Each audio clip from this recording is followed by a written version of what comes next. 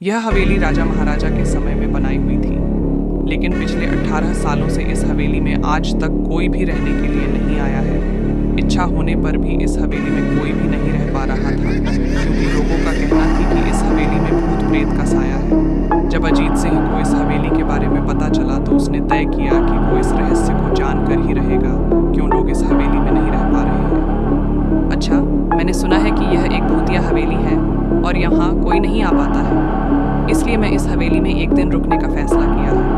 अर्जुन सिंह ने कहा, जी हाँ, आपने सही सुना और आप भी अंदर मत जाइए। मेरी माँ ने तो आप भी वापस लौट जाइए, यहाँ बहुत खतरा है। ये सुनकर अजीत सिंह खुश हो गया, जैसे उन्हें कोई लॉटरी लग गई। अर्जुन ने उसकी खुशी को देखकर बोला, आप क्यों खुश हो रहे हो? आपको तो भूत का नाम सुनकर डर लगना चाहिए। शायद आपको पता नहीं होगा कि मैं भूत प्रेत में काफ़ी दिलचस्पी रखता हूँ।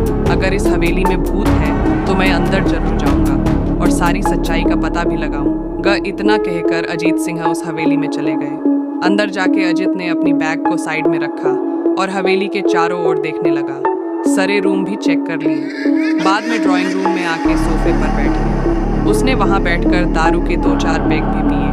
वहीं अचानक उस रूम में लाइट का एक बल्ब चालू बंद होने लगी, लेकिन अजीत ने उस पर ध्यान नहीं दिया। थोड़ी देर बाद दूसरा बल्ब चालू बंद होने लगा।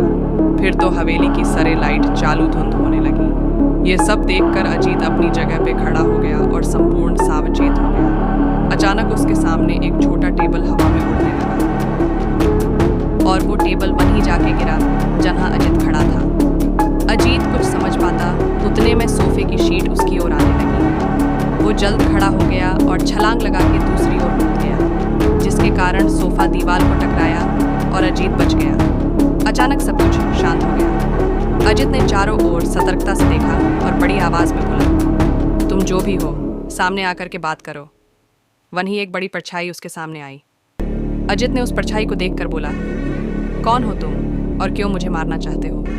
परछाई, तुम्हारी भूल के कारण। अजीत, मेरी भूल? मैंने कौन सी भूल की? परछाई, इस हवेली में आने की भूल। मैं किसी को भी इस हवेली में खुश नहीं देख सकता। अजीत, लेकिन क्यों? वो परछाई ने जवाब दिया, आज से 18 साल पहले इस हवेली के मालिक ने मुझे यहीं पे ही मार डाला था। मेरी कोई गलती भी नहीं थी। इस कारण की वजह से मेरी आत्मा इस हवेली में भटकती रहती है।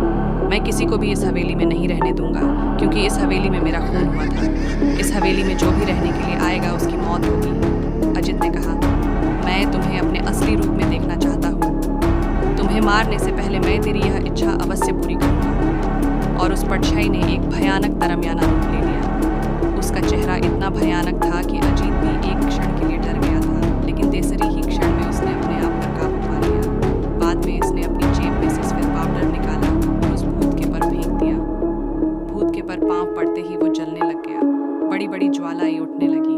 वो बहुत जोर जोर से चिल्लाने लगा और बाद में पूरी तरह से जल गया। उसके बाद अजीत ने चैन से सांस लिया और वहीं पर सो गया। दूसरे दिन सुबह जब अजीत को सही सलामत हवेली से बाहर आते देख अर्जुन को आश्चर्य हुआ। अर्जुन ने अजीत से पूछा, तुम कैसे जिंदा हो? जब अजीत ने अर्जुन को कल रात को घटी घटना को परी तरह से बताया और बोला, अब यह हवेली भूतिया हवेली नहीं रही। दोस्तों, आपको यह कैसी लगी प्लीज हमें कमेंट करके जरूर बताएं।